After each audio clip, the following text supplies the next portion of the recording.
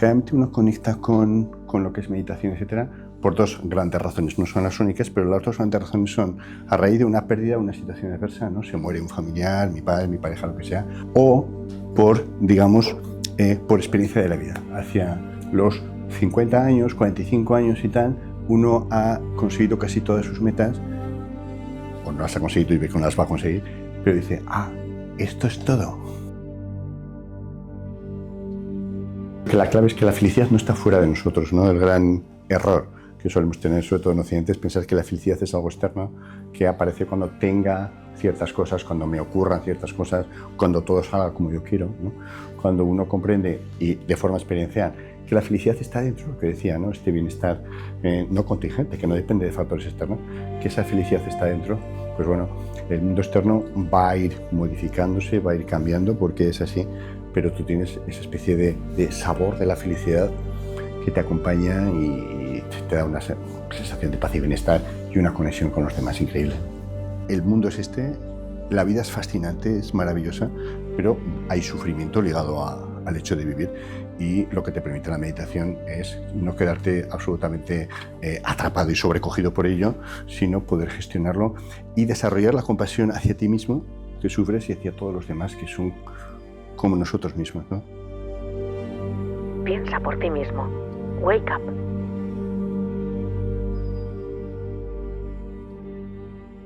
Bienvenidos, primero todos, gracias por venir. Tengo que decir primero que os habéis encontrado un libro en vuestra silla. Es un libro para vosotros, es un detalle de Monasterio Amaravati que nos envía libros para regalar gratuitamente. Y además tiene mucho que ver con la temática de hoy. Este es un obsequio, el otro hay que comprarlo, así que nada, que lo disfrutéis. Y ya estamos, Javier, al fin. Qué ganas de tenerte aquí otra vez. Gracias. Bienvenido. Gracias. Esta ya es tu casa. Bueno. Hoy tenemos aquí un libro y fíjate que de lo que sé de este libro voy a intentar no exagerar. Intentar no exagerar si digo que este libro contiene el mensaje que el mundo necesita. No sé si exagera un poco. Vamos a dejarlo en uno de los mensajes. No, yo la verdad tenía muchas ganas de que llegara el día hoy porque lo que contiene este libro, lo siento así, de verdad, debería estar en todas las escuelas y contiene un mensaje maravilloso que espero que nos cuentes de dónde sale todo esto, porque sale de hace mucho en un lugar muy lejano, ¿no? Entonces, por empezar, el título, vamos a ver quinta esencia de la meditación, corrígeme, los Brahmaviharas. Ajá. Primera pregunta está clara, ¿qué son los Brahmaviharas? Sí, pusimos la quinta esencia de la meditación porque si ponemos los Brahmaviharas no funciona. Los Brahmaviharas es una expresión, ¿no?, de la antigua India. Vihara significa morada, el lugar donde vive Brahma. Brahma era el dios de la antigüedad hindú y se supone que era, pues claro, como dios, el ser más feliz del mundo. Entonces, se supone que son unas meditaciones que te llevan a ese estado de intensa felicidad y bienestar, como el que se supone que debería tener Brahma, que era el dios de la antigua filosofía hindú.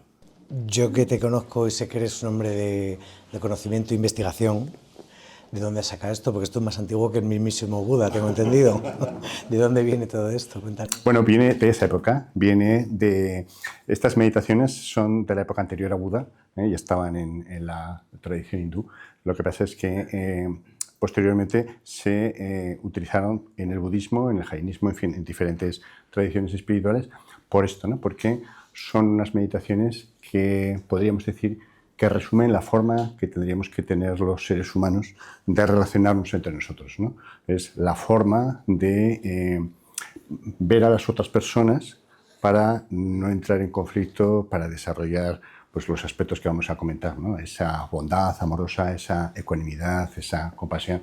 Entonces son realmente meditaciones que están en todas las tradiciones espirituales, pero como suele ocurrir, en Oriente estaban muy estructuradas, en psicología diríamos manualizadas, es decir, es fácil de desarrollarlas y utilizarlas, ¿no? En otras tradiciones, digamos, no está tan claramente desarrollado. Cuando he dicho que era el mensaje que necesita el mundo, para mí contiene un mensaje de amor en general que se traduce en cuatro tipos, digamos, ¿no? Sí. ¿Nos cuentas un poquito cuáles son? Sí, habría 4 tipos de meditaciones y el orden que tradicionalmente se desarrolla, aunque eso puede ser modificado, en dependencia de circunstancias, etcétera. De hecho, uno de los temas, ¿verdad?, que con Roberto estamos analizando es qué tipos de meditaciones serían más útiles para cada persona o con cuáles habría que empezar, etcétera. Pero la forma tradicional de empezar es con la bondad amorosa, es decir, el deseo de que los demás seres humanos, seres vivos en general, sean felices. Bondad amorosa. La segunda sería la compasión. La compasión es el deseo de que todos los seres no sufran, no tengan que experimentar el sufrimiento. La tercera sería la alegría empática o la alegría altruista, es decir, el alegrarse con la alegría de los demás. Algo complejo, que no está... Luego veremos un poco más y analizamos cada uno, pero eso no está en nuestra tradición occidental, la alegría empática. Y la cuarta sería la ecuanimidad. La ecuanimidad sería el poder ver a todos los seres como iguales, en el sentido de poder percibir su bondad, sin hacer las categorías que hacemos habitualmente de amigos, enemigos e indiferentes, ¿no? Sino poder ver, digamos, el aspecto divino, el aspecto bondadoso de cada ser humano, sin catalogarlo como estos son los míos y estos son los que van contra mí. Yo precisamente cuando fui pasando por cada uno de ellos fue cuando entendí que hace falta en la sociedad, porque no se me ocurre ninguna persona que desee el bien a todo el mundo, la felicidad de todos, a todos por igual, de manera unánime, ecuánime y tal. Y digo, no sé si el mundo no está preparado para esto o es que ya estamos preparados para esto. Te quiero decir, hablando, es como, me parece, además, hoy tenemos mucha suerte, porque tenemos un psiquiatra que nos receta medicina natural de la que no está en ninguna farmacia y la llevamos todo dentro, ¿no? Que es todas estas cosas que estás diciendo. Y el mundo necesita esta medicina. No sé si... claro, tiene un contraste con el mundo que nos encontramos hoy, que no sé si es que estamos preparados para esto o precisamente es el momento de que esto llegue de una vez. No lo sé cómo lo ves tú. Sí.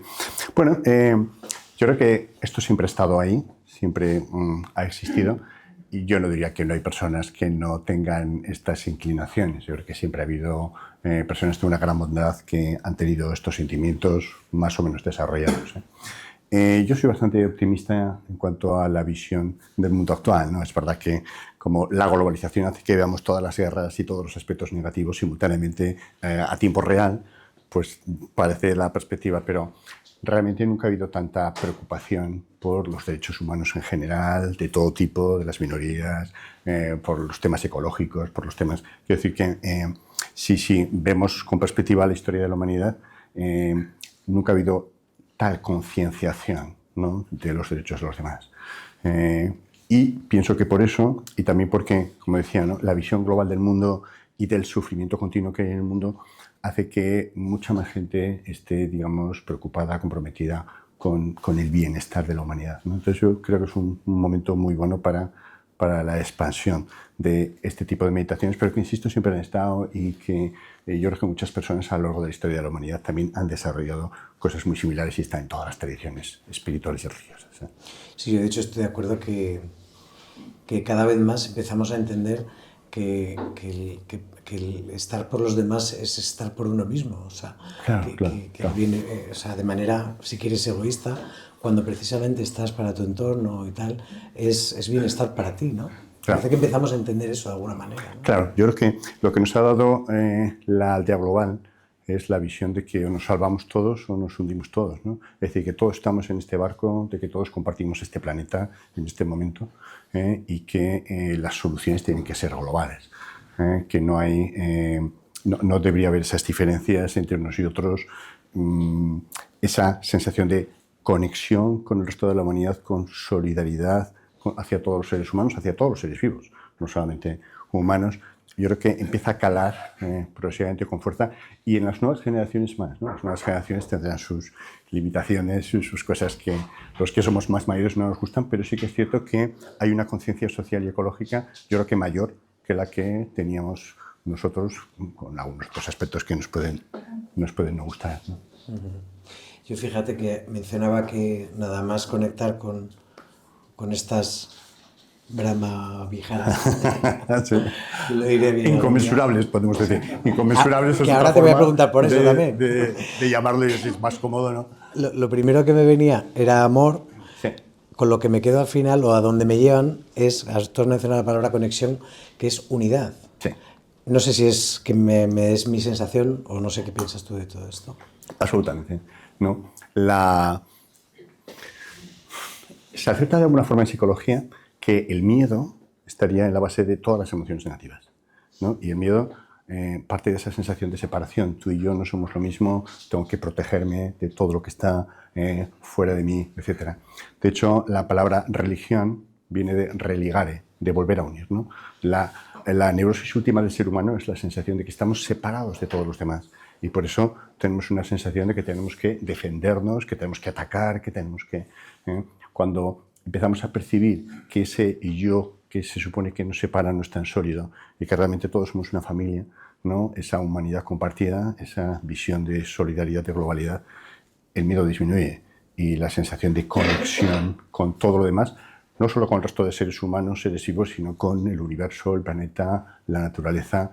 Eso produce una sensación de bienestar y de falta de miedo tremendo y eso es lo que se desarrolla progresivamente con los brahmaviharas. Fíjate, te iba a preguntar, ¿y si esto, en vez de enseñarnos en el cole a competir, a ser mejor, Claro, a destacar, a ganar, claro. nos enseñaran todo lo contrario? O sea, esto de lo que estamos hablando, Claro. ¿cómo cambiaría la papeleta, no? Este es el tema, ¿no? Por eso técnicas como mindfulness cada vez se enseñan más en el colegio, ¿no? A partir de los 6 años se considera que es un buen momento para empezar y compasión y al resto de los inconmensurables también serían muy útiles, ¿no? Ya decía que sería la forma que tendríamos que tener de relacionarnos con los demás, estas 4 emociones sublimes, estos 4 inconmensurables, ¿no? Basados en esa compasión, en ese deseo de que los demás sean. Eso disminuiría nuestro sufrimiento individual, porque casi todas nuestras emociones negativas están producidas en la relación con los demás, ¿no? Estoy enfadado porque este me dice algo, me quita lo otro, etc. Entonces mejoraría la felicidad individual a nivel interpersonal, pero también la colectiva. Todos los problemas que hay de guerras, de conflictos entre grupos, entre partidos, disminuiría, porque habría esa sensación global de vamos a intentar ser todos felices, ¿no? Vamos a preocuparnos por el bien de los otros. Fíjate que uno de los datos más consistentes en psicología es el hecho de que la felicidad va ligada sobre todo al intentar buscar la felicidad de los demás, no la de uno mismo, ¿no? Hay un, digamos, estudio clásico, ¿no? Que es como nuclear, que se les daba a estudiantes de psicología $20, ¿no? Si están en Estados Unidos, y les decía, gástalo en lo que quieras y puntúa posteriormente tu felicidad. Cuando la gente se gastaba ese dinero en los demás, era mucho más feliz que cuando se lo gastaba en sí mismo. Yo creo que esto tenemos toda la experiencia, ¿no? Cuando intentamos buscar la felicidad de los demás, no a costa de la nuestra, esto también es importante y lo hablamos ahí, pero cuando intentamos buscar esa felicidad de los demás, de forma natural nuestra felicidad surge. Si solo buscamos la nuestra, es como que nos encerramos en un mundo aislado y no somos más felices, sino somos más defensivos, ¿no? Sufrimos más. Parece que es un mensaje que solo entendemos después de haber comprobado que lo otro no funcionaba, ¿no? Te quiero decir, o sea, esto lo estamos diciendo aquí, lo podemos decir de 1000 formas, el mensaje de la unidad, del amor, lo dice un catedrático, no lo dice un tío que pasa por la calle. O sea, que es información que ya tenemos en la mesa, sin embargo, seguimos haciendo lo contrario. Yo no sé, tú como psiquiatra, ¿qué nos pasa como seres humanos o como humanidad? Pues porque lo intuitivo es sentir que lo importante somos nosotros, que yo, lo mío, mi grupo, mi familia, es lo que debemos defender y lo que nos hace felices, ¿no? Es una visión muy restrictiva, es una visión muy aprendida, transmitida como de generación en generación, ¿no? Muy reducida en cuanto a foco, ¿no? Y no siempre nos damos cuenta, aunque la experiencia sea que sufrimos más, no siempre nos damos cuenta de dónde está la raíz del sufrimiento. Quiero decir que a veces hay la idea de que el sufrimiento permite el crecimiento a todo el mundo de forma sistemática, pero no es así. Mucha gente cuando sufre se mete todavía más en el aislamiento, en el egoísmo, etc. Quiero decir, transmutar el sufrimiento en aprendizaje, en crecimiento, en conexión con los demás, no todo el mundo lo hace. Depende de circunstancias, depende de lo que no se haya trabajado a sí mismo, etcétera, etcétera.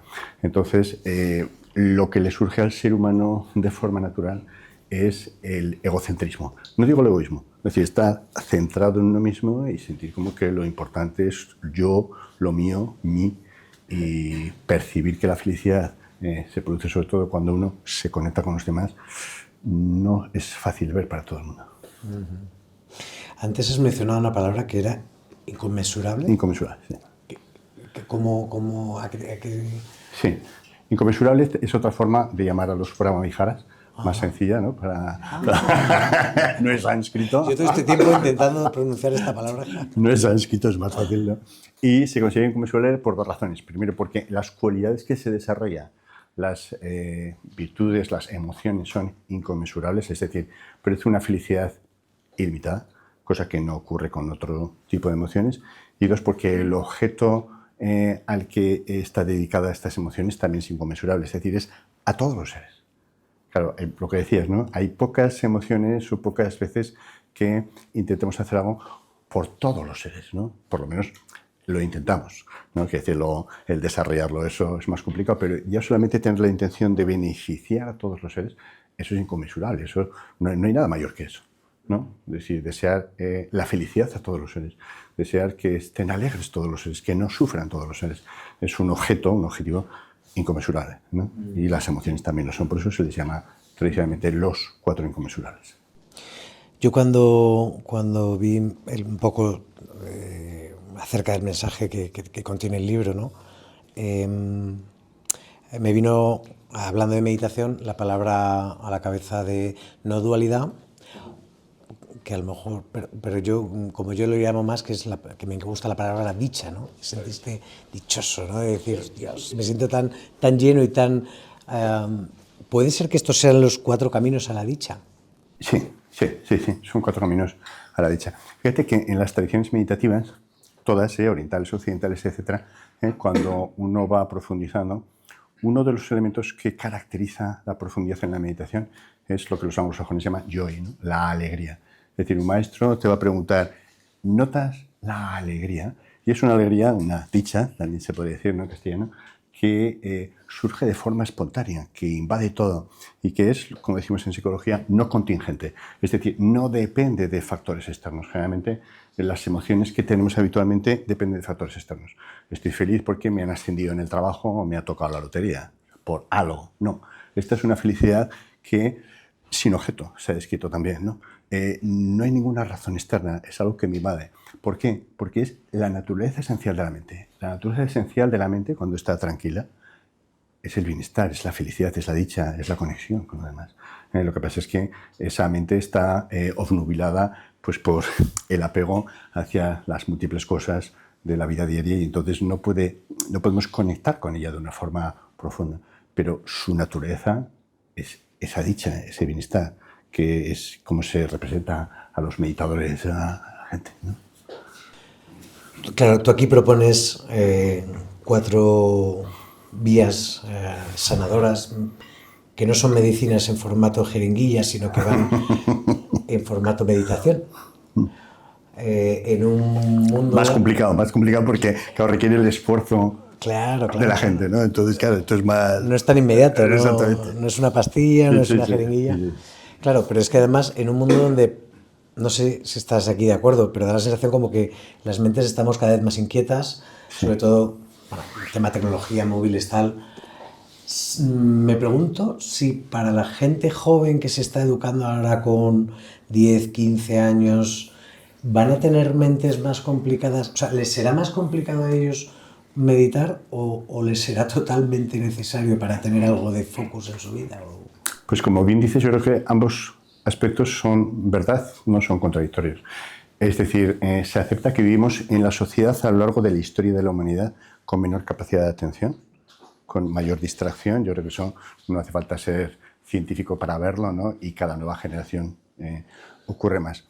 Pero eso también ha hecho que pues, técnicas como mindfulness, el entrenamiento de la atención, se vea su necesidad y se está disparando su uso, ¿no? Entonces, para las nuevas generaciones, para la gente joven, Yo creo que inicialmente les va a costar más porque son mentes hiperestimuladas, ¿no? Pero también van a ver con más claridad seguramente que otras generaciones la necesidad de eso, ¿no? Por eso se están estudiando formas de acercar esto a la gente joven, ¿no? Yo soy muy científico también, ¿no? Y, por ejemplo, se están haciendo programas para gente joven, adolescentes sobre todo, ¿no? Universitarios, incluyendo alguna sesión, por ejemplo, de realidad virtual. Eso, que puede parecer como anatema, lo que permite es que se acerquen más fácilmente, se mantengan y luego ya no la necesitan. Pero inicialmente les resulta a algunos de ellos más fácil hacer alguna sesión que tenga aspectos de realidad virtual, aspectos de nuevas tecnologías, etcétera, para mantenerse así. No es que sea más eficaz, pero aumenta la adherencia. Es decir, los universitarios, los adolescentes se conectan más a la práctica y luego ya con el tiempo no hace falta que se utilicen nuevas tecnologías. Entonces, yo creo que se modificará todo el sistema de acercarse a ello. Claro, porque yo cuando me imagino realidad virtual digo, joder, si ya vivimos una realidad virtual, que es la realidad que la mente nos propone, si encima le ponemos otra pantalla más, es como va a ser la realidad de la realidad, ¿no? Sí. No sé. Ya, pero al final la forma de acercarse a ellos es mediante... Claro, es su lenguaje, su... Sí. Entonces, parece ser que podría ser una forma de acercarse. Sí. Bueno, esto me estaba recordando, hay psicodélicos que se utilizan para administrar a los adictos de heroína. Sí. Porque es una forma de sacarlos de ahí. Sí. Claro, es sustituir una adicción por otra más suave y luego quitarla. Con un fin para luego dar sí. Eso es una técnica que se utiliza con frecuencia en medicina, en psiquiatría. Sí. Acerca de estas meditaciones, corrígeme si me equivoco, ¿están muy relacionadas con las emociones? Claro. Cuéntanos de qué manera. Son emociones sublimes, ¿no?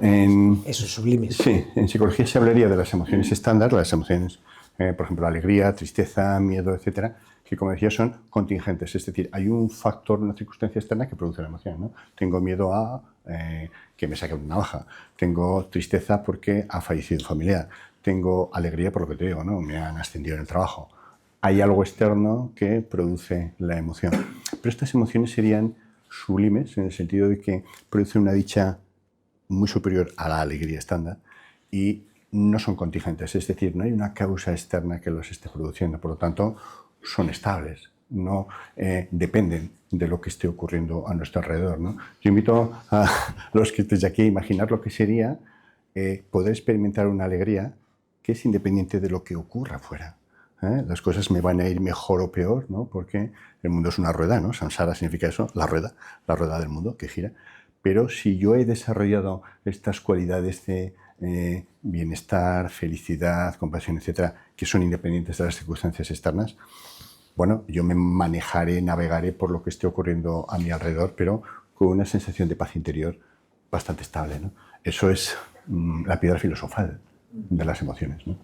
De la felicidad. Me estabas recordando, para mí hay un mantra que es brutal y me provoca ese efecto, que es el agradecimiento, ¿no? Claro. Cuando estoy jodido porque algo no me gusta, porque algo no tengo lo que yo creía que tenía que tener o no me están dando lo que yo esperaba, de repente digo gracias, conecto con todo lo que tengo, que es muchísimo, y todo el mundo tiene mucho para empezar. Está respirando hoy aquí y ya es para agradecer, ¿no?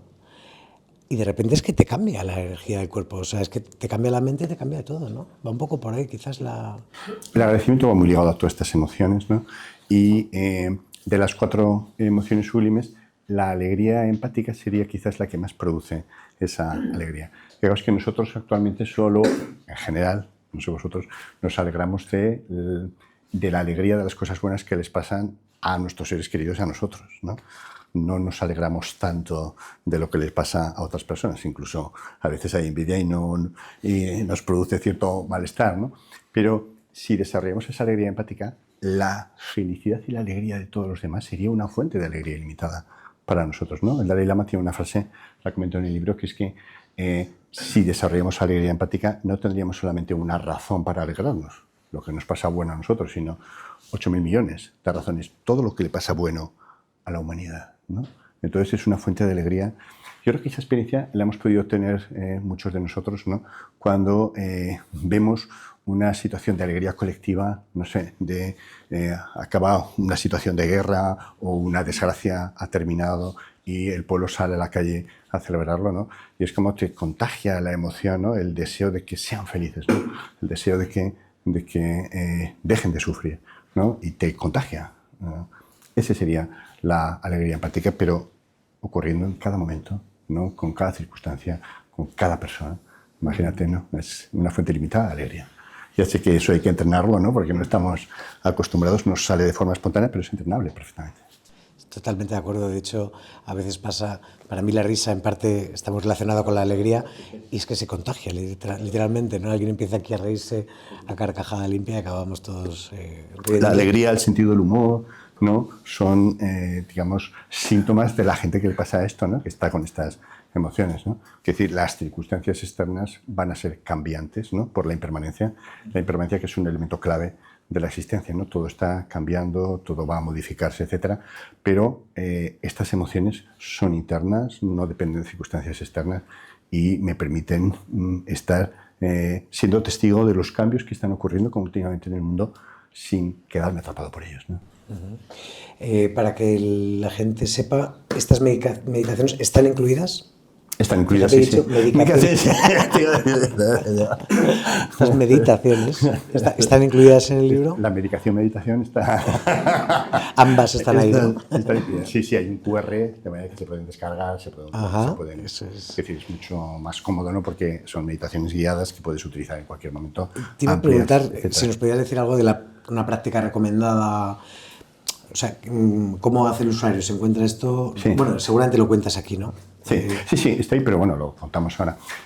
La ventaja de este tipo de meditaciones, por eso, digamos, son tan utilizadas, aunque no había libros en español. La razón de hacer este libro es porque en español prácticamente no había nada, incluso en inglés no hay demasiado.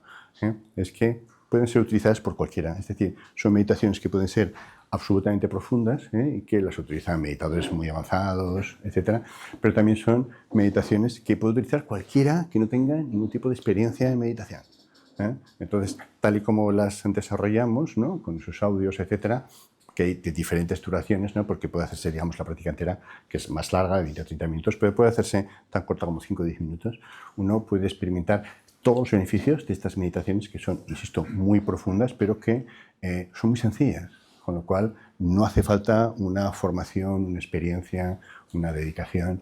Entonces, por eso se habla de que es la quinta esencia de la meditación, porque serviría para todo el mundo en todo momento y produce una felicidad muy profunda.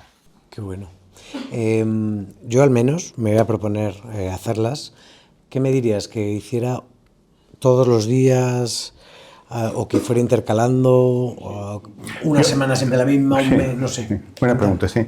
Yo recomendaría empezar por una de ellas, están en el orden en que se recomiendan, ¿no? La bondad amorosa, luego la compasión, alegría empática, ecuanimidad, suele ser el orden estándar.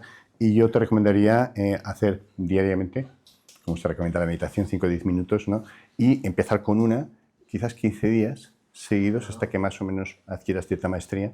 Es decir, te sientas cómodo, no te sea ya tan necesario el audio, ¿no? Porque más o menos has cogido el esquema. Y otros siguientes 15 días, otra. Y luego repetir el ciclo. Y ya una vez que más o menos te has familiarizado con todas ellas, pues en 2 meses, 15 días cada una de las 4, pues puedes ir alternando un día una, otro día otra. Habrá algunas que te gusten más que otras. Perfecto. Nosotros siempre recomendamos al principio, cuando se medita, utilizar las meditaciones que más te llamen, ¿no? Que más te gusten. Porque lo que importa es ir, pues como un piloto tiene que acumular horas de vuelo, ¿no? Ir acumulando horas de meditación, porque eso facilita estadios mucho más profundos, que la mente se adapte y que luego ya cualquier tipo de meditación le vaya bien, ¿no? Pero inicialmente lo recomendamos es que utilices las que más te gusten, ¿no? Las que más te movilicen emocionalmente. O sea que no hace falta ser un experto meditador, en absoluto. No hace falta haberse hecho el máster no hace falta para nada. Aunque sea muy recomendable, todo el mundo lo puede hacer. Sí, esa es la ventaja de estas meditaciones, ¿no? Que no hace falta tener ninguna experiencia de ningún tipo de meditación y son muy potentes, ¿no? Además, yo te agradezco tu labor que haces de llevar la meditación al mundo. En Wake Up también estamos en esas. De hecho, mañana hay meditación en el retiro. Si alguien se apunta, bienvenido a las 10 de la mañana. No te vamos no te vamos a copiar ninguna de momento. Las voy a hacer en casa. Si está para difundirlas, quiero decir, si Bueno, es una riqueza para todos, ¿no? Lo que sí que haría es invitarte a que vengas todo el retiro. No me atrevo yo. No me atrevo. Un día lo cuadramos. Vale, sí. Y las hacemos en el retiro, estaría Sí, muy claro, bien. claro. Fenomenal. ¿Qué me cuentas tú respecto a este libro? O sea, te quiero decir, ¿con qué te quedas de todo esto? No sé si, para mí escribir, yo no he escrito nunca un libro, pero escribir siempre hay algo Pero estás en ello, pero sé que estás en ello. ¿Y qué? Sé que estás en ello. Estamos ahí. Bueno, muy pronto habrá Novedades. muchas novedades, sí. Pero siempre que escribo hay una parte de mí que cambia y que transforma, ¿no? Te quería preguntar a ti. Sí.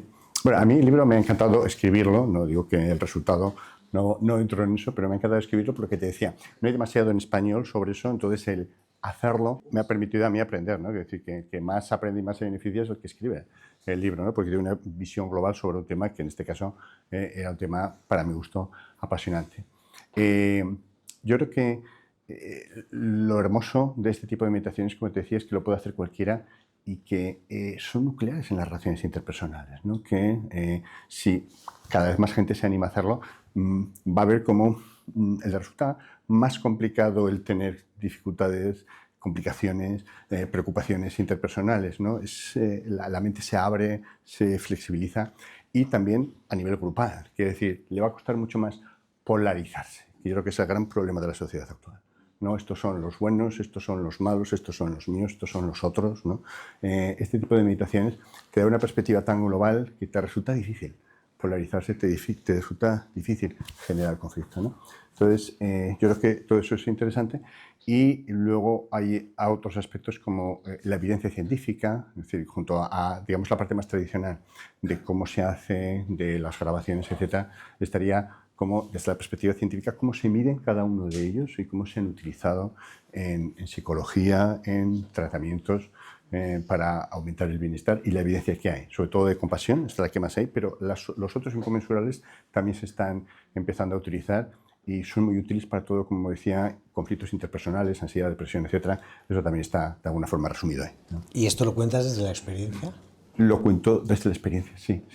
Sí, porque a mí, por ejemplo, compasión me encanta utilizarla en muchos entornos, aparte de que a mí mismo me ha servido, ¿no? Pero en muchos entornos cambia la vida a las personas, ¿no? Porque no solamente estaría la compasión hacia los demás, estaría la compasión hacia uno mismo. Yo creo que somos una sociedad especialmente autocrítica, culpabilizante. La culpa que tiene una gran cantidad de gente que le impide ser feliz es una losa terrible, ¿no? La autocompasión te permite ir aflojando esa culpa, darte cuenta de que somos seres humanos, de que no tiene sentido autoexigirse cosas que son imposibles, ¿no? Conforme tú te liberas de esa losa, liberas a los demás. Porque claro, si yo me siento muy culpable y soy muy exigente conmigo mismo, lo voy a ser con todos los demás, con los hijos, con la pareja, con los compañeros. Entonces es una fuente inacabable de conflicto, ¿no? Entonces yo creo que todo eso es un bienestar increíble. Por eso mi visión es que eso se difunda, la gente lo practique y la sociedad vaya mejor. Yo pienso sinceramente que... Mira, que para mí has dado con una clave que es el uno mismo, ¿no? Porque esto es la felicidad de los demás, maravilloso, a través de tu propia felicidad. Te quiero decir, pero a mí es una opinión, ¿no? Cuando sales a la calle y ves a la gente, dices, ¿cómo vas a hablar bien a nadie si te hablas fatal, ¿no? ¿Cómo vas a tener compasión por alguien si te exiges, si no te perdonas ni una, macho? Entonces, muy importante el trata como te tratas a ti mismo, pero primero todo pasa por ti, ¿no? Y luego, sobre todo, y lo que suelo insistir en los cursos o en los retiros, etcétera, es que nadie da lo que no tiene. O sea, si tú estás bien, de forma natural y sin preocuparte de nada, vas expandiendo ese bienestar, porque es algo que tienes, es como el sol que irradia la luz, ¿no? Pero si estás mal, por mucho que te esfuerces, no vas a poder dar bienestar, porque es muy contrario a tu estado, ¿no? Vas a intentar dar bienestar, pero en el fondo vas a producir malestar, porque no tienes otra cosa, insisto, nadie da lo que no tiene, ¿no? Entonces, de nuevo, este tipo de meditaciones, como se plantea con compasión, primero uno tiene que trabajar consigo mismo, ¿no? De manera que uno se sienta bien, y por eso te decía, la primera cosa que preguntan los maestros de meditación cuando se practica meditación en general es, ¿sientes la alegría profunda de la práctica de meditación? Si la sientes, has conectado con eso, se mantiene de una forma bastante estable y la irradias, ¿eh? Corporalmente, en tu conversación, en tu trato con los demás, y es como un foco que va transmitiendo a otros y los otros transmiten a otros de una forma interminable, ¿no? Entonces, por eso yo creo que son tan importantes la meditación en general y estas en particular. De hecho, es una práctica muy recomendable. Si hay algo que te está amargando la vida y ese algo no va a cambiar por lo que sea, si tú subes tu nivel de dicha, eso va perdiendo de repente, va bajando, porque en realidad cuando tú estás bien y sientes dicha, en realidad es que te va todo bien, todo es relativo al final, ¿no? Nada es tan dramático, ¿no? Que la clave es que la felicidad no está fuera de nosotros, ¿no? El gran error que solemos tener, sobre todo en Occidente, es pensar que la felicidad es algo externo que aparece cuando tenga ciertas cosas, cuando me ocurran ciertas cosas, cuando todo salga como yo quiero, ¿no?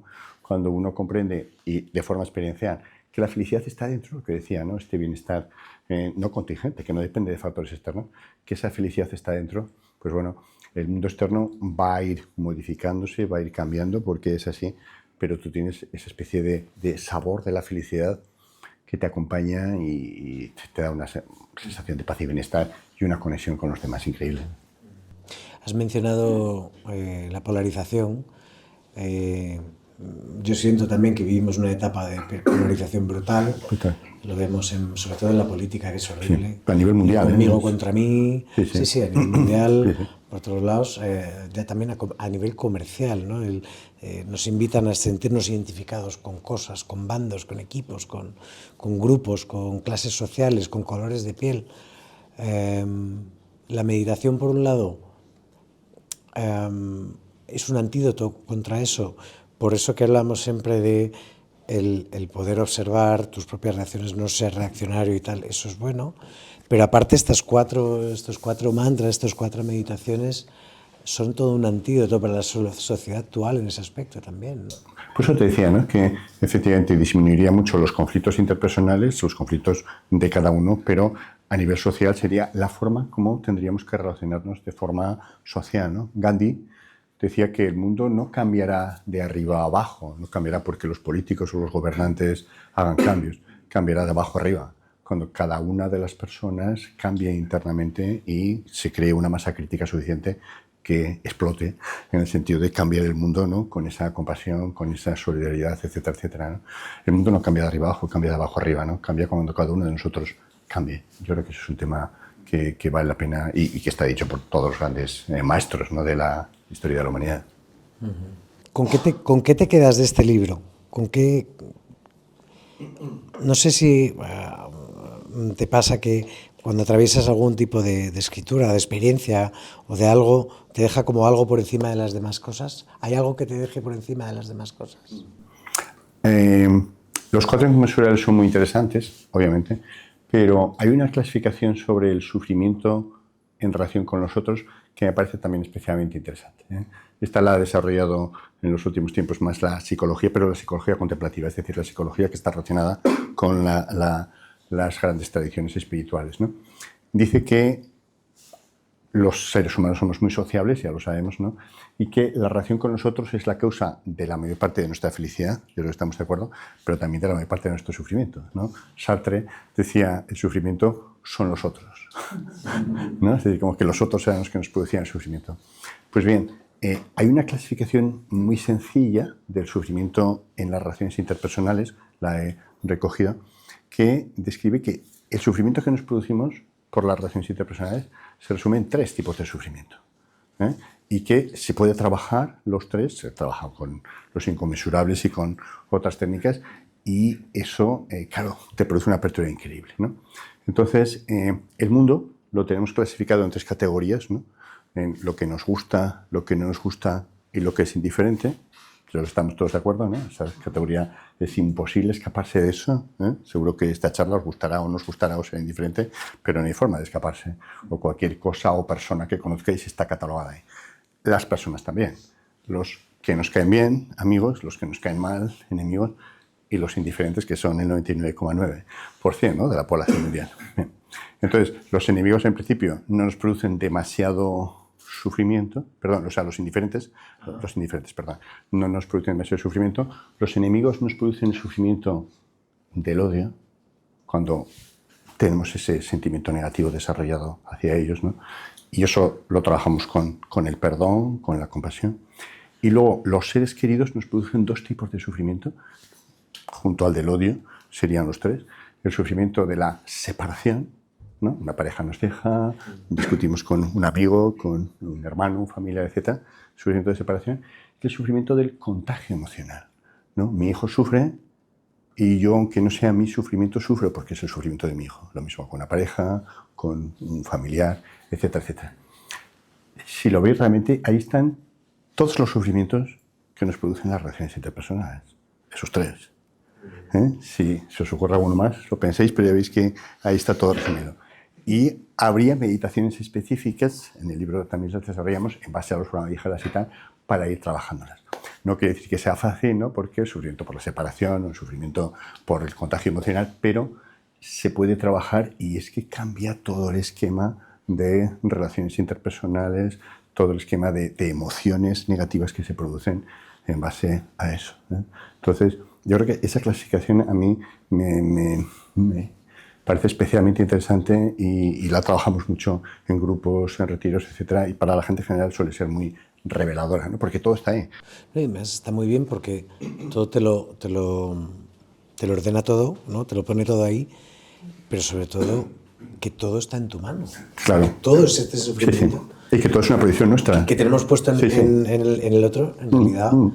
Saber esto es muy revelador y muy liberador. Empoderador, si quieres, además de decir, ostras, o sea, darte un poco de dependencia de lo de fuera, sabiendo que aunque no sea fácil, requiere mucho trabajo, ¿no?, pero que está en mano de uno, ¿no? Está en mano de uno y requiere mucho trabajo, pero es que el efecto se va notando conforme empiezas a meditar. Quiere decir que no es que haya que llevar 5 años meditando, es que si llevas un mes ya notas el efecto. Lógicamente es, como decimos en medicina, dosis dependiente, ¿no? Es decir, que a más dosis de meditación, más efecto, pero empiezas a notar los efectos desde el principio. Entonces, claro, empiezas a ver que hay otro mundo, que se puede sufrir mucho menos y que nosotros podemos ir desarrollándolo, ¿no? Entonces, te da una sensación de empoderamiento tremenda.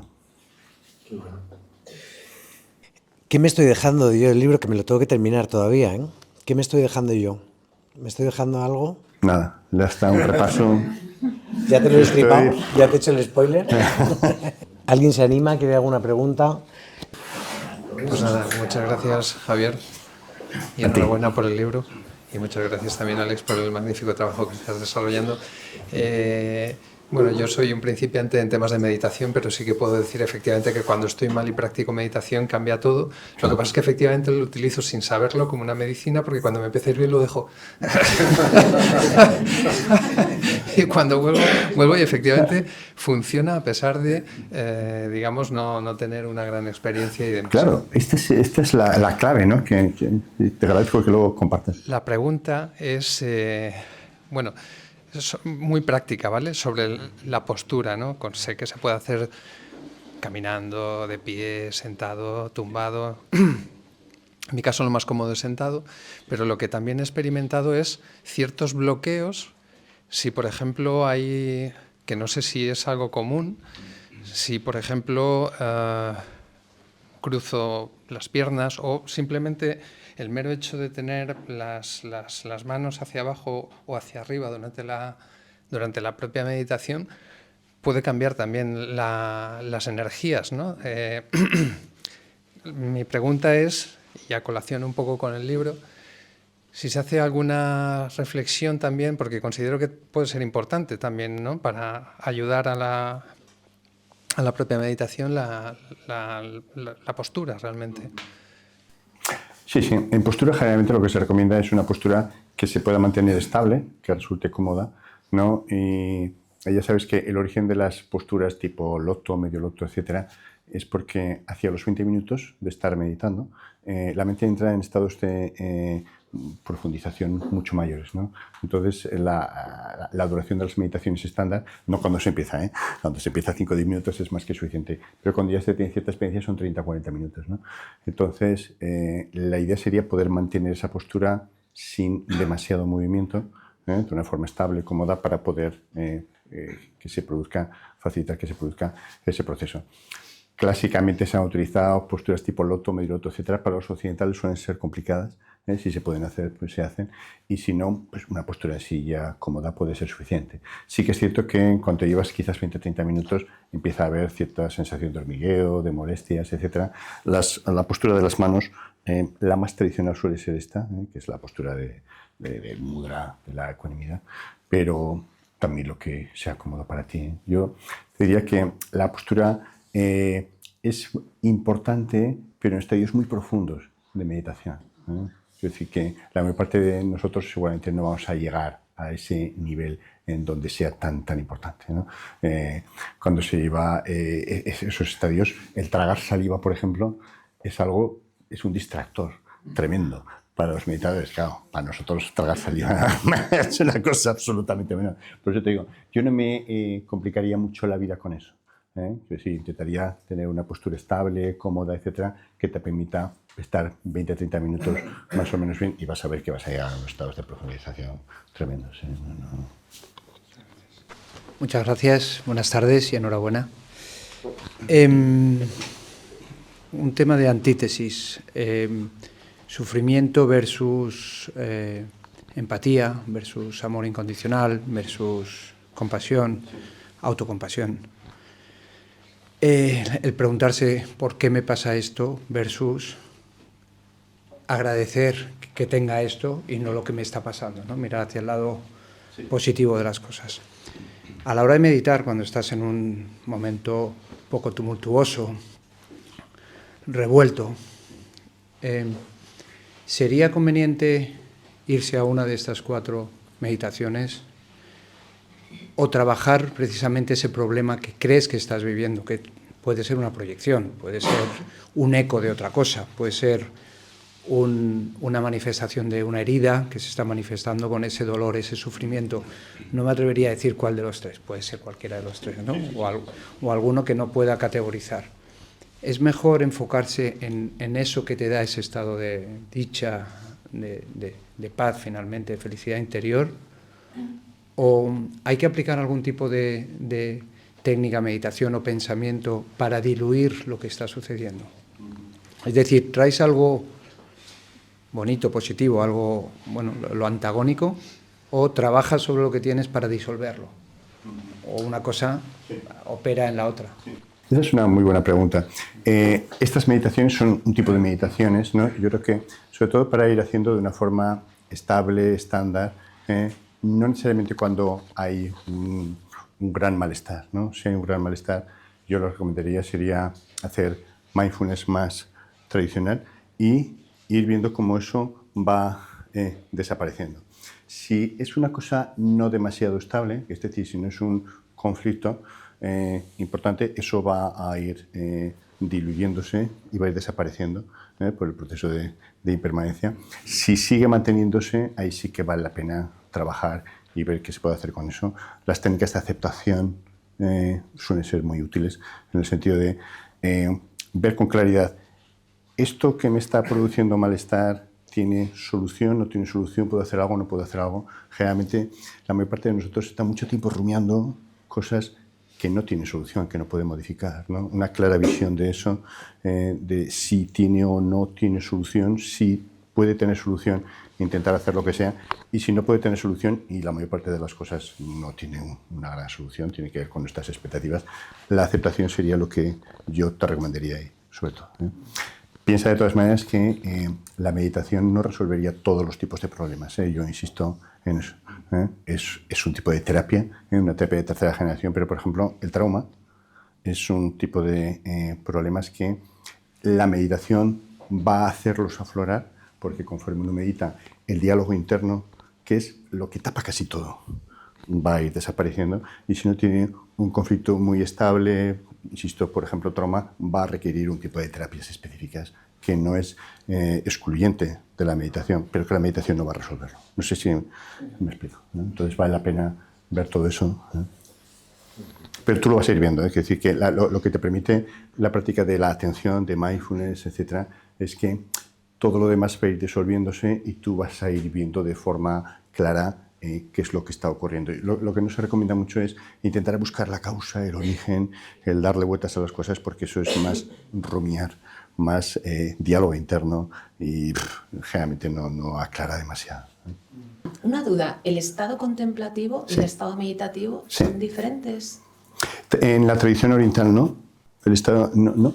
Lo que pasa es que en la tradición occidental la oración se considera que hay dos tipos. Hay una oración más discursiva, donde uno piensa, reflexiona, ¿no? De hecho, en el castellano estándar, meditar sobre un problema es reflexionar sobre un problema, mientras que el estado contemplativo es simplemente observarlo sin diálogo interno.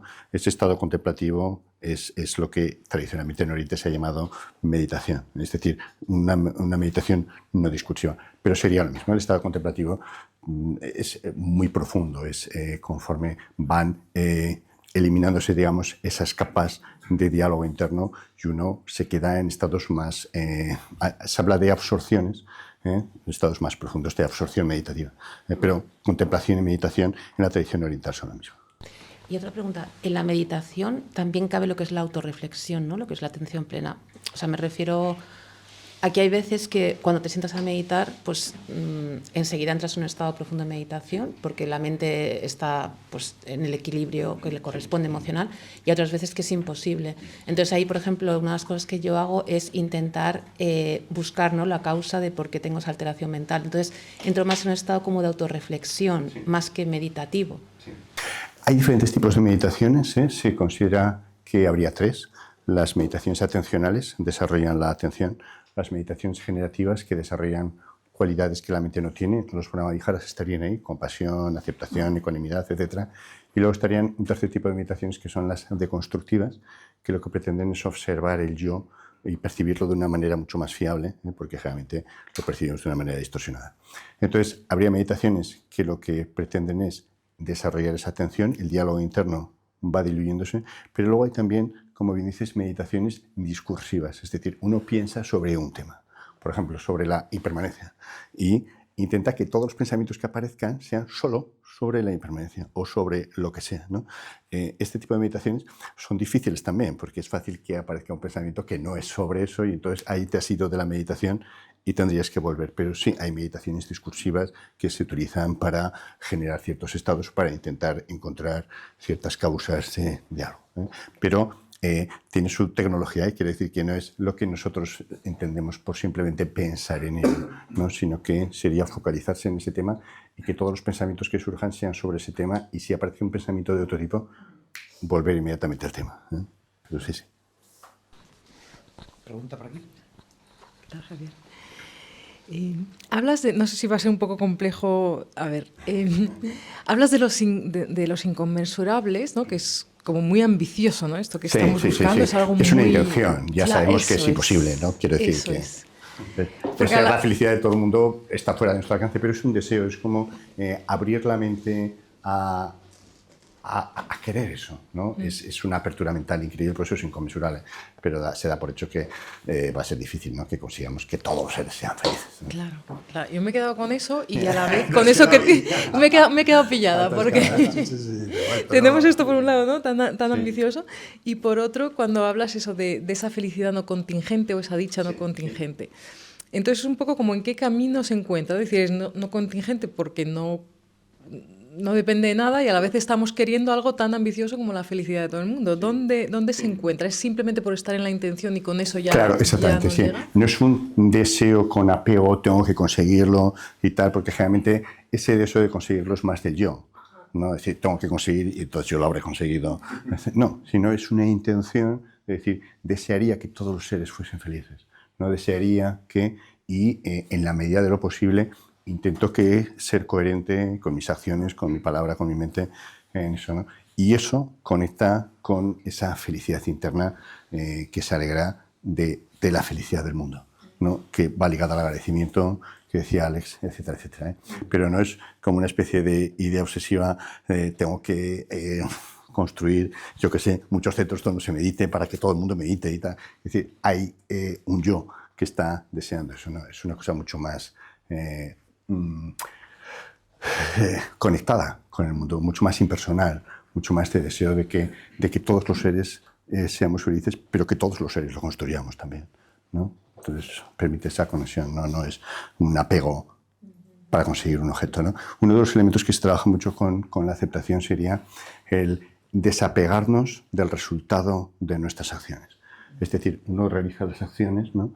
Porque son coherentes con nuestro sentido de la vida, intenta hacerlo lo mejor posible, es decir, lo más mindful posible, pero el resultado le da igual, no se apega a él, ¿no? Yo siempre pongo el ejemplo de los hijos, ¿no? Yo tengo hijos, yo quiero a mis hijos porque es coherente con mi sentido y mis valores, intento hacerlo lo mejor posible, pero no me apego al resultado. Es decir, si algún día mis hijos no me quieren, yo habré hecho lo que tenía que hacer. No sé si me explico. El resultado no depende de nosotros, depende de múltiples factores, ¿no? Muchísimas gracias. A ti. No sé mucho de meditación porque prácticamente acabo de empezar, pero sí que me gustaría saber si hay algún tipo de meditación que pueda ayudar a aliviar un poco el dolor físico provocado por la enfermedad. El dolor físico provocado por la enfermedad, sí. Fíjate que mindfulness, lo que es el propio entrenamiento de la atención, se utiliza mucho para el dolor, porque generalmente lo que nos produce dolor no es la sensación de dolor, sino nuestros pensamientos sobre el dolor, ¿eh? Le llamamos catastrofización en psicología. Una experiencia de dolor tiene tres componentes. El dolor puramente sensorial, es decir, lo que percibimos. Ahí el tratamiento sería más farmacológico, ¿eh? Pero tiene un componente psicológico, es decir, lo que yo pienso sobre el dolor. Este dolor es terrible, no se puede soportar, necesito que me den un tratamiento, etc. Y el componente afectivo, ¿no? Generalmente cuando hay dolor suele haber tristeza porque las vías neurobiológicas del dolor y de la depresión son las mismas, ¿eh? Entonces ahí está muy solapado dolor y depresión. Y también suele haber enfado con el mundo. Esta gente no le duele a mí, ¿sí? Esta gente no me entiende mi dolor, ¿no? Claro, y acabo enfadado con el mundo, ¿no? Entonces, mindfulness permite trabajar muy bien sobre todo eso, ¿no? Yo el ejemplo que pongo siempre es, imagínate que tienes un dolor 8/10, un dolor intenso, 5 minutos, o un dolor leve, 3/10, 5 años. ¿Qué preferirías? Claro, todo el mundo queremos lo mismo, ¿no? Lo que sea, pero rápido. Pero claro, imagínate que tienes una enfermedad con dolor crónico, una fibromialgia, por ejemplo, una enfermedad con dolor crónico. Y ahora estoy teniendo un dolor 3/10, que es llevadero, pero claro, ¿qué lo hace insoportable para la gente que piensa, este dolor, que es llevadero ahora, tengo que soportarlo toda la vida? Eso es lo que lo hace insoportable, ¿no? Entonces, mindfulness lo que te permite es poder experimentar el momento presente, no proyectarte a futuro y poder decir, este dolor que estoy experimentando ahora es razonable, se puede aguantar, voy a disfrutar de no tener un dolor intenso en este momento. Mañana, Dios dirá. Es muy útil mindfulness para eso. Pero en los momentos de crisis, Sí. una fibromialgia o polimialgia, momentos de crisis que no te puedes mover, ¿qué hay que hacer ahí para poder resistir? A ver, si tienes un tratamiento farmacológico que te lo resuelva, no hay que tener duda. Quiero decir que a veces también nos ponemos, que decir, si ni con eso aguantas, pues hay que trabajar la atención. Si con atención tú te metes en el dolor, fíjate que cuando estás absolutamente identificado con el dolor, no hay una sensación de que hay un dolor que te está produciendo el malestar, sino que tú eres la sensación de dolor.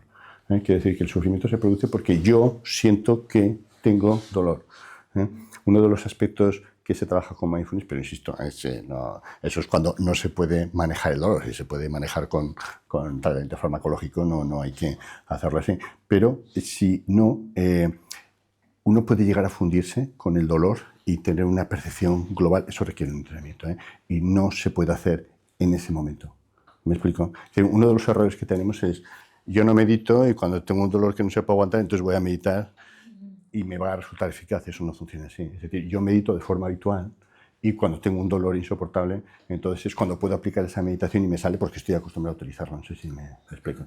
Y entonces, ese tipo de meditación atencional lo que te permite es no sentirte separado del dolor, sino identificado, digamos, mezclado con él, no generar pensamientos sobre ese dolor y te va a resultar más fácil sobrellevarlo. Pero hay un dolor primario que va a estar ahí. Es muy eficaz, pero insisto, el error que solemos cometer es ese, es pensar, no medito y cuando tenga malestar entonces medito, pero entonces no es eficaz. Tengo que hacer de la meditación de mindfulness mi práctica habitual y entonces cuando lleguen mal dadas sí que me resultará fácil aplicarlo, ¿no? Es complicado, porque requiere compromiso, esfuerzo, etc. Y luego todos queremos resultados inmediatos, sin esfuerzo, ¿no? Esa es parte del problema. No, yo cuando ofrezco psicoterapia, por ejemplo, mindfulness y un tratamiento farmacológico, mucha gente me dice, doctor, se lo agradezco mucho, pero no me complique la vida. Deme Prozac y fuera. Y ya está. Claro, pues, tipo, lo otro requiere un esfuerzo y un tiempo, no es inmediato, ¿no? Hola, Javier. Hola. Bueno, muchas gracias por todo. Ya había leído alguna cosa tuya sobre vacuidad, dualidad. Ese es el duro, Que si has leído ese, te parece. Estoy en mi bautismo de fuego. Pues de hecho, eso es durísimo. Se lo prometí a Roberto el miércoles. ¿Eso fue una apuesta o qué? Porque fui a verle con el enneagrama y estoy en la semana de fuego. O sea, entro en enneagrama, meditación y mañana voy con Alex al recibir. O sea, voy a por todas. Y también he leído algo de capitalismo, ¿no? Que escribiste con... Sí, Luis Gallardo. Luis Gallardo. Sí.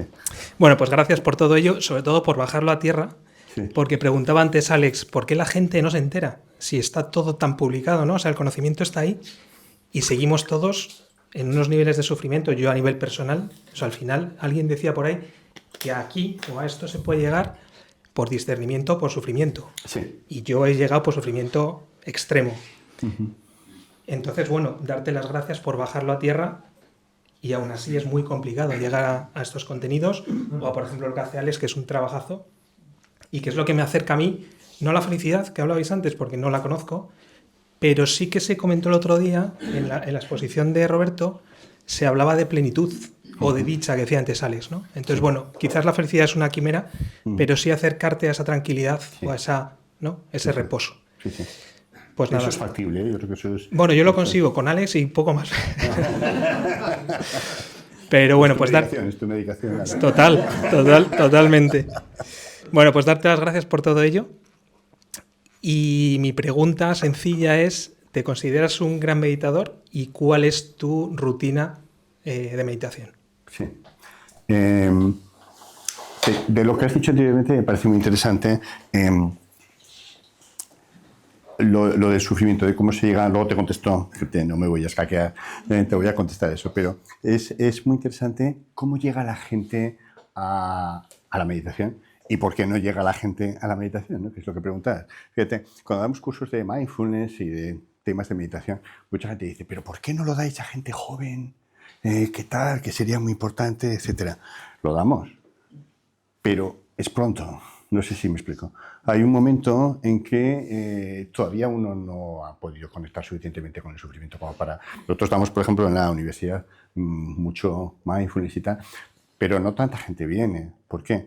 Porque generalmente uno conecta con lo que es meditación, etcétera, por dos grandes razones. No son las únicas, pero las dos grandes razones son a raíz de una pérdida, una situación adversa, ¿no? Se muere un familiar, mi padre, mi pareja, lo que sea, y digo, guau, esto va en serio, ¿no? Hay que...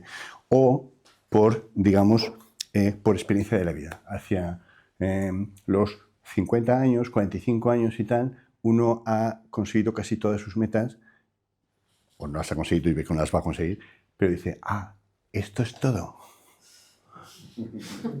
No. Pero hasta que no se da cuenta de esto es todo, pues está en ello.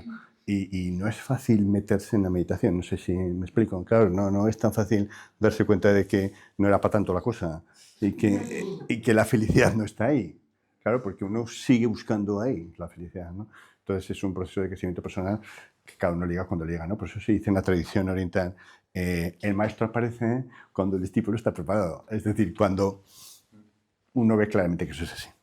Responderte ya a la pregunta, no me considero ningún especial meditador. Medito desde los 15 años, eso sí. Siempre me llamó mucho la atención lo contemplativo. Yo venía de una tradición católica, en un colegio religioso, fantástico, Pero ese aspecto más contemplativo ahora se ha recuperado, pero hubo un tiempo hace 40 años y tal que no era tan intenso, ¿no? Tenemos a Pablo II y otros muchos católicos que lo contemplativo está nuclear, está central, ¿no? Entonces por eso empecé a meditar. ¿Cuál es mi rutina? Si te refieres a tiempo, yo suelo meditar pues media hora por la mañana y media por la noche. Suele ser un poco el estándar, y luego hacer unos cuantos retiros al año. Si puedo medito más todavía, porque me encanta.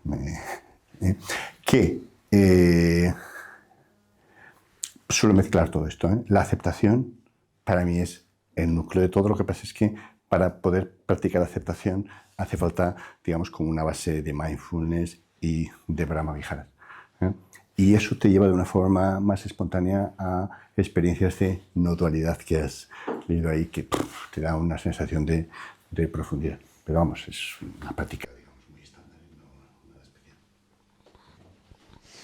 Por cierto, has propuesto aquí una idea que me ha encantado, que es hacer un encuentro de meditación y enneagrama, ya que tenemos a Roberto por aquí también, que además te voy a pasar el micro, venga.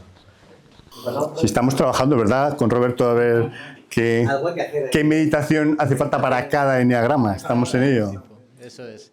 Ahora, el problema es encontrar primero cuál es tu enneagrama, ¿no? Tu enneatipo, ¿no? Pues mira, quiero aprovechar la oportunidad porque, bueno, Javier es mi maestro de mindfulness y además somos amigos. Hablamos mucho, pero como estamos en un contexto de que hay más personas, yo quisiera expresarle mi opinión y su opinión en base a lo que le comento. Y es que, ¿tú no crees que hace mucho daño la idealización que hay en muchos sectores y que hay un poco en el marketing del mindfulness? Yo tuve un maestro hace años que me decía que cada uno meditamos con nuestras tempestades, y que realmente cuando la gente se acerca al mindfulness y ve que esto no es una varita mágica, enseguida lo deja, que hace falta rutina, trabajo, esfuerzo, y que muchas veces, como decía aquel maestro, nos encontramos con nuestras tempestades y que el trabajo es aceptarlas, no eliminarlas, que es probablemente la contrameditación. ¿Qué opinas, Javier? Sí, absolutamente, ¿no? Yo creo que mindfulness, la meditación, es una herramienta extraordinaria para ser más feliz de forma progresiva, para tener mayor conexión con el resto de personas, para entenderse mejor a uno mismo, pero no es una varita mágica, no es inmediato. Hay un efecto dosis dependiente. Cuanto más tiempo lleves, cuanto más años lleves, más vas profundizando en ello, y vas a seguir teniendo tempestades porque somos humanos. Incluso los grandes maestros, siempre se dice, ¿no?, que los grandes maestros son como el sol, ¿no? Si estás a cierta distancia te iluminan, pero si estás demasiado cerca te quemas, ¿no? ¿Por qué? Porque no hay ser humano que resista la cercanía, porque todos somos humanos, siempre vas a ver defectos, te van a decepcionar, etcétera, etcétera. Pero eso no es lo importante, ¿no? Lo importante es lo que transmiten, esa conexión con algo mucho mayor, que es lo que transmiten cuando están, digamos, enchufados a esa corriente, ¿no? Entonces, yo creo que este es el quid de la cuestión. La idealización de lo que se puede conseguir con la práctica o de cómo tiene que ser un maestro forma parte de una especie de escapismo, ¿no? El mundo es este, la vida es fascinante, es maravillosa, pero hay sufrimiento ligado al hecho de vivir, y lo que te permite la meditación es no quedarte absolutamente atrapado y sobrecogido por ello, sino poder gestionarlo y desarrollar la compasión hacia ti mismo, que sufres, y hacia todos los demás que son como nosotros mismos, ¿no? Thich Nhat Hanh, el famoso maestro zen vietnamita, decía que ante un sufrimiento hay que llorar 3 veces. Primero por nosotros mismos, que somos los que sufrimos, luego por las personas que nos han producido el sufrimiento, porque ellos también van a sufrir, y luego hay que sufrir por todos los seres humanos, porque todos vamos a sufrir y estamos metidos en este barco, ¿no? ¿Alguien más? ¿Alguna preguntilla más? Me gustaría saber qué opinión tienes al respecto, porque también me ha pasado a mí, ¿no? Yo hablo en primera persona, por lo que comentabas, que al final socialmente o como ser humano tendemos siempre también a un juicio, ¿no? Sí. El juicio casi en nosotros mismos. Y yo creo que en la práctica de la meditación, cuando comenzamos, ¿no?, en ello, puesto que a veces en redes sociales o en plataformas nos conectamos sin quizás, o porque pretendemos empezar con una guía, pero luego queremos ir solos, pero entonces nos frustramos porque creemos que no lo estamos haciendo bien y lo dejamos, porque el primer juicio es hacia nosotros mismos, ¿no? Quizás porque a veces nos podemos sabotear, ¿no? El hecho de que lo estoy haciendo mal, esto no va conmigo y entonces lo dejo. Es que esto no ha funcionado, ¿no? Conmigo, la meditación. ¿Qué opinas? ¿Es algo que sí que está presente o que en esos inicios de muchas personas? Sí, es muy frecuente por ese perfeccionismo, ¿no? De alguna forma tenemos esa idealización de que queremos hacerlo todo perfecto como se supone que tendríamos que hacerlo, pero uno de los principios de la meditación es que no puedes meditar mal. Quiere decir que tú observas la meditación, lo que ocurre en la mente, eso es lo que estás observando, eso es la meditación, ¿eh? No tendría que ser de una forma concreta.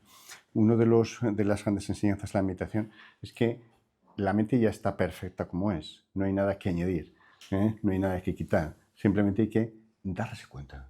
Cuando tú te das cuenta de los procesos repetitivos, del funcionamiento de la mente, dejas esos patrones repetitivos y poco a poco, digamos que esas capas van a ir desapareciendo y te quedas con lo que es esa mente pristina, original, que es la base de esa felicidad estable. Entonces, nos pegamos toda la vida intentando que nuestra mente, como todo lo demás, sea como pensamos que tiene que ser, y como no conseguimos que sea como tiene que ser, decimos esto no es para nosotros y lo dejamos, ¿no? Por eso se insiste mucho en que la meditación tiene que disfrutarse, ¿no?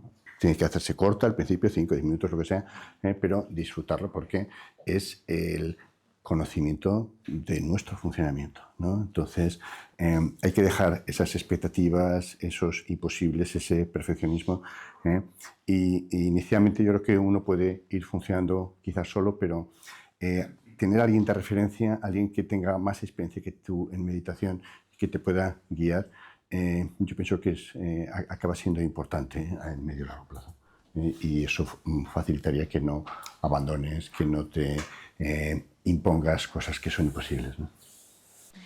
Hola, buenas tardes, muchas gracias y un honor estar aquí también.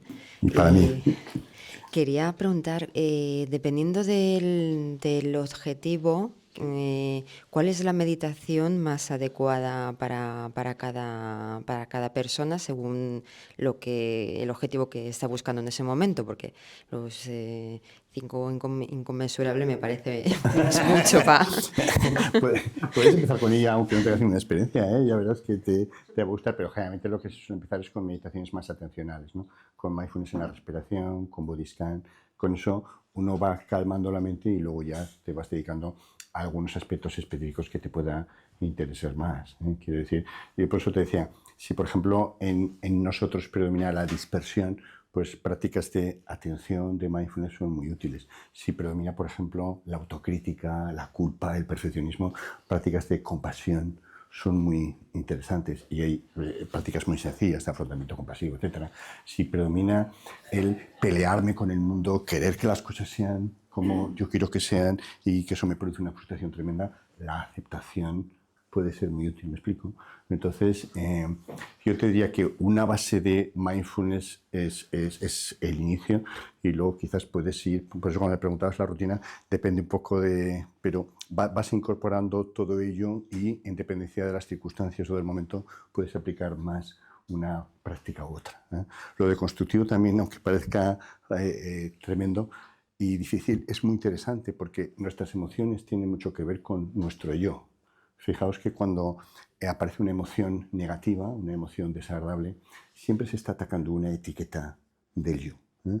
Si a mí me dice mi jefe, eres un mal psiquiatra, o mi hijo me dice, eres un mal padre, ves la etiqueta que se está atacando. Como yo quiero aparentar ante el mundo ser un buen psiquiatra o ser un buen padre, se genera esa emoción, ¿no? Cuanto menos identificado estoy con esas etiquetas, menos emociones negativas se producen, ¿no? Entonces, todo está ahí muy relacionado, ¿no? Entonces, yo te diría que sobre una base de atención, que se consigue con mindfulness, en la respiración, body scan, etc., puedes ir hacia donde más sufrimiento tengas con las meditaciones más específicas.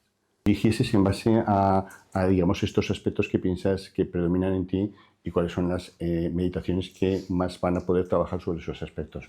Pero el error importante es pensar que esta meditación está funcionando porque no estoy fantástico, ¿no? La meditación al principio cuesta, es decir, y tú ves cómo es la mente, y la mente, pues bueno, es sufrimiento, es cambio, es malestar, etcétera, etcétera. El bienestar con la meditación se produce cuando ya llevas cierto tiempo meditando, pero inicialmente cuesta. Las prácticas, por ejemplo, de compasión, pues cuestan, ¿no? Porque uno ve también su perfeccionismo, su culpa, etcétera.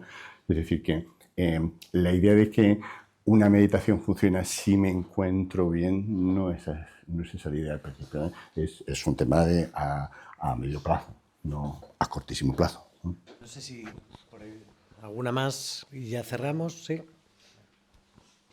Personalmente veo poco que se enfoca en la meditación, siempre se dice de los 5 o 10 minutos, y yo practico yoga hace ya 4 años y medio, y el salto más grande fue cuando empecé a hacer atención plena en 1 minuto, 2 minutos, 3 minutos, en los tiempos muertos esos que tenemos, que enseguida cogemos el móvil, y yo creo que eso poco se habla también de que no tiene que ser en un momento concreto, sino cualquier momento del día, y no sé qué opinar de que no se diga tanto en el que se haga, aunque sea 1 minuto en tiempos muertos, y siempre se enfoca a los 5 o 10 minutos esos.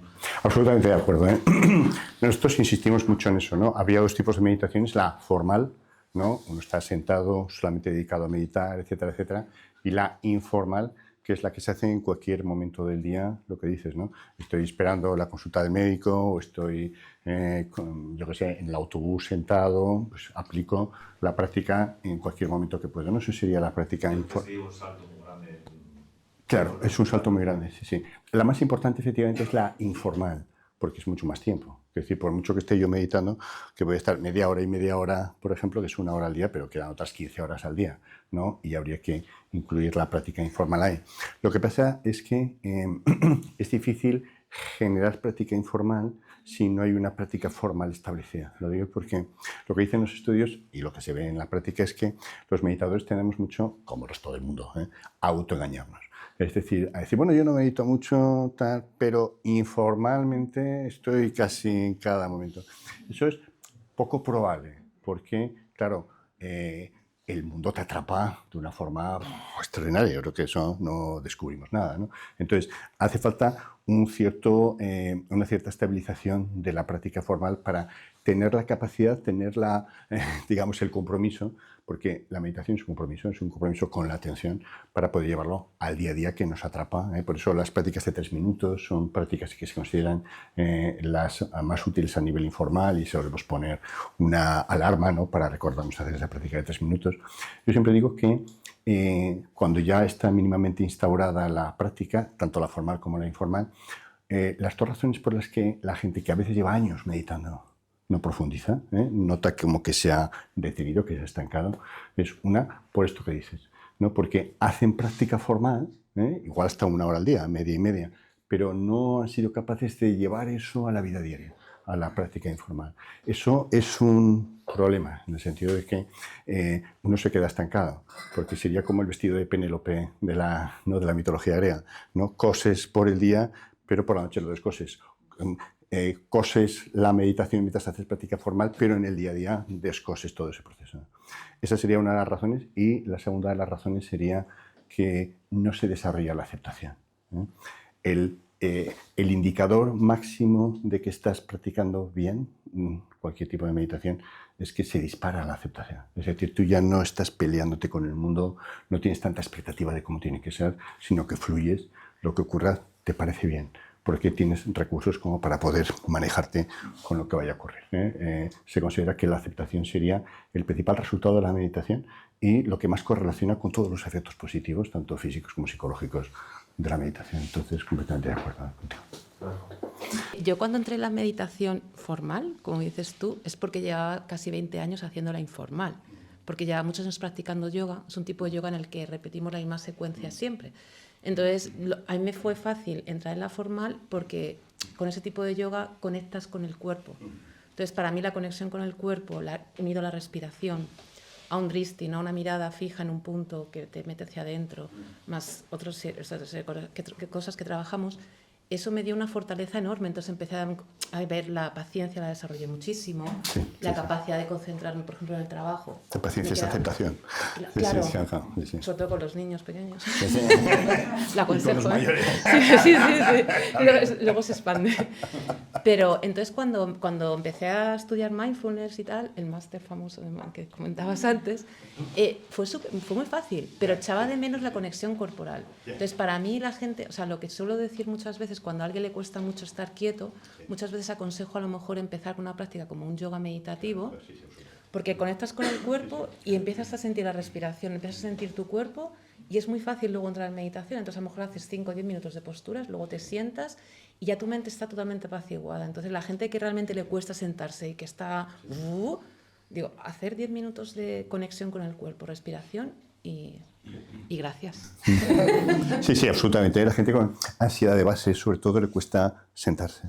Lo vemos antes de que existiese, digamos, mindfulness, la relajación, que era una de las técnicas que más se utilizaba, para la gente que tiene cierta ansiedad de base le resultaba imposible. Es más, le aumentaba la ansiedad, ¿no? Entonces, lo que se recomienda efectivamente es mindfulness en movimiento físico, ¿no? Lo que son las técnicas cuerpo-mente, yoga, tai chi, qigong, hacer, o incluso simplemente en la tradición meditativa se solía hacer actividad física, 10-15 minutos y luego sentarse, ¿no? Por ejemplo, en el Zen se suelen hacer 30 minutos de meditación sentada, 15 de Qigong, que es decir, meditación caminando con cierta intensidad, y sentarse. Es decir, si tú ya has hecho cierta actividad física, la mente le resulta en general más fácil sentarse. Hay otro subgrupo, por eso hay que ver los eneatipos,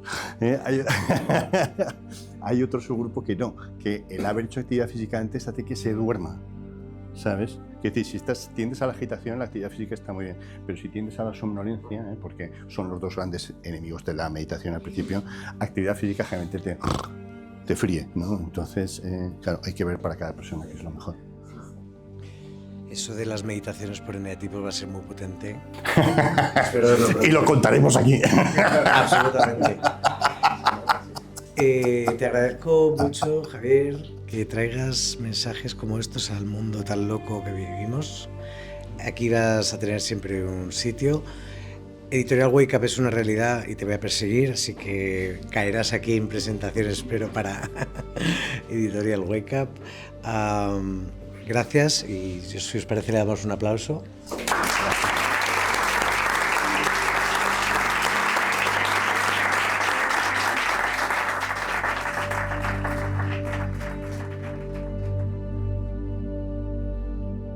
Piensa por ti mismo. Wake Up.